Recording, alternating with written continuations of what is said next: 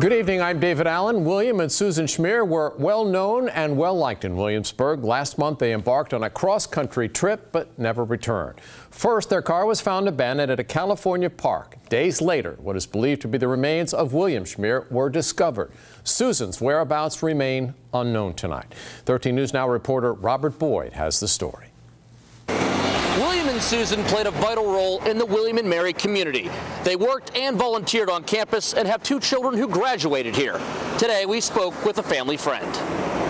Everybody's just shocked at the tragedy, and there's so many questions that are unanswered. Bob Hirschberger says his heart dropped when he found out his neighbors and friends, William and Susan Schmier, had disappeared during a cross-country road trip. The couple left their Williamsburg apartment on May 27th and were scheduled to arrive in Palm Springs, California on June 2nd. But their car was discovered on June 13th near a hiking trail at Amboy Crater National Monument. The missing adults were last seen alive on this surveillance video on June 2nd at the national landmark. Hirschberger said hiking and remote travel is common for the couple.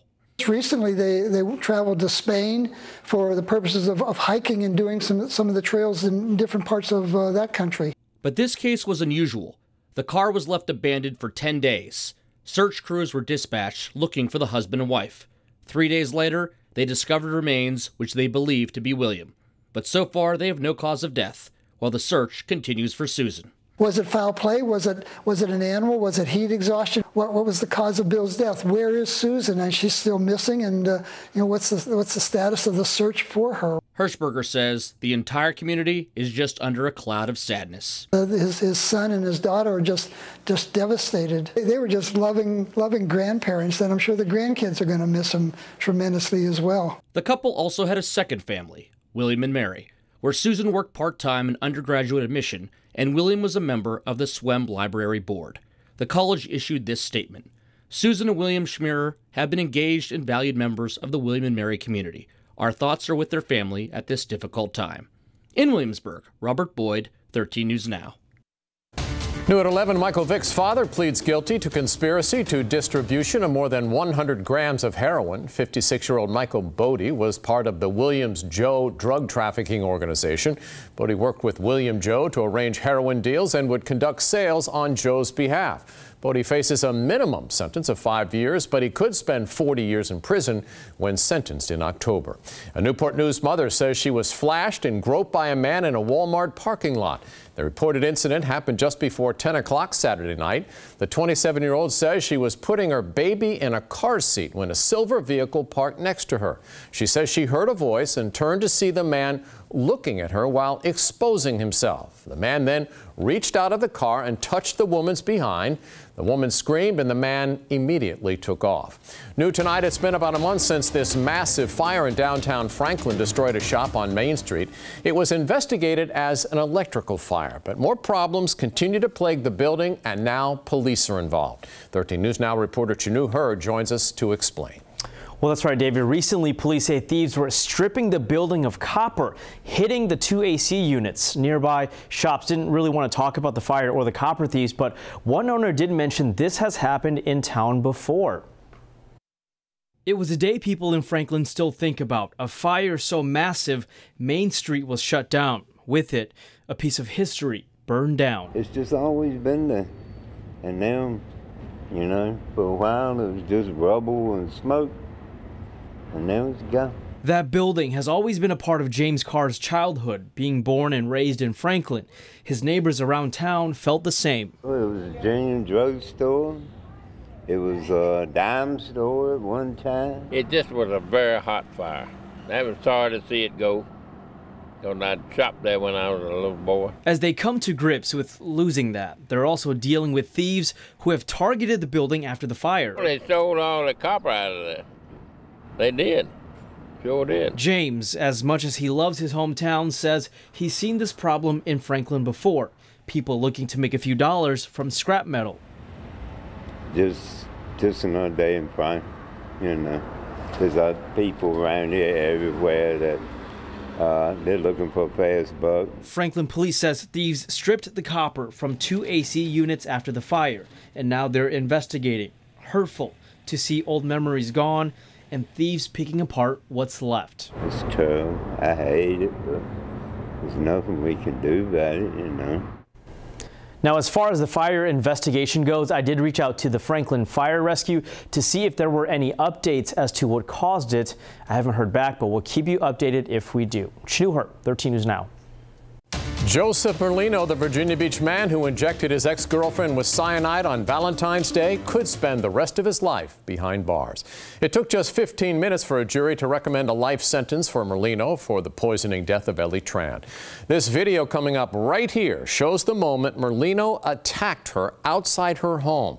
Merlino today showed no emotion as the clerk read life in prison without parole.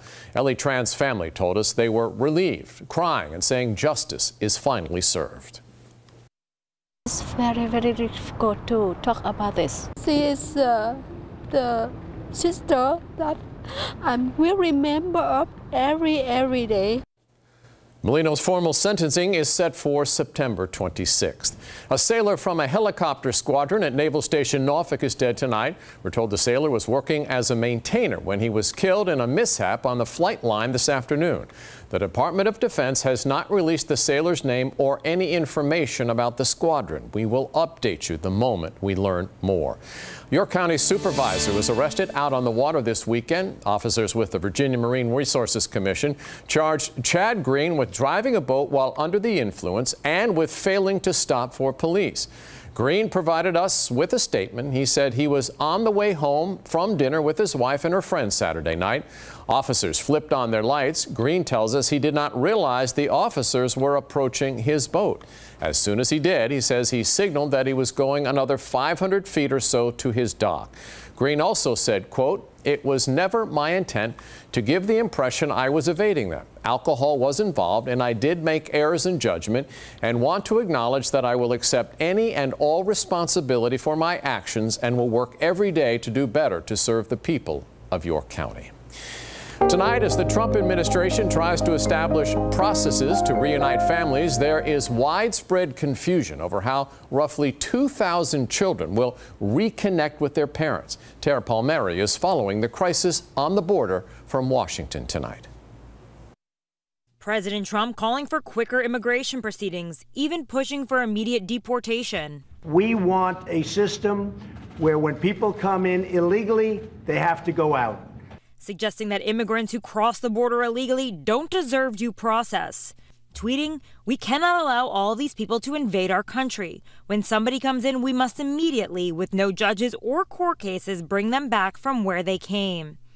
Amid questions over whether this policy is constitutional. Just because you don't see a judge doesn't mean you aren't receiving due process. The president convinced that only the wall will solve the crisis. Trump signing an executive order to keep families together, but remaining firmly against releasing them while they await trial. The president now asking a federal judge to modify a court settlement that prevents detention of undocumented children for longer than 20 days. The executive order was great. It was something that I felt we had to do. We want children staying together. At the border, government facilities at max capacity. The Department of Defense asked to house migrants at 2 Texas military bases. The Customs and Border Protection Commissioner telling Tom Llamas it's been hard to keep up with the president's changing policies. What's it been like for your agents? I mean, one moment they're ordered to separate families, the next they're told to keep them together. What's that been like? It's a huge challenge operationally for our agents, right? They're here to do a job, to protect the border, to enforce the law. He said that Border Patrol agencies are not referring families to the Department of Justice to be prosecuted until the 2 agencies can agree on a policy that could keep families together. Tara Palmieri, ABC News, Washington.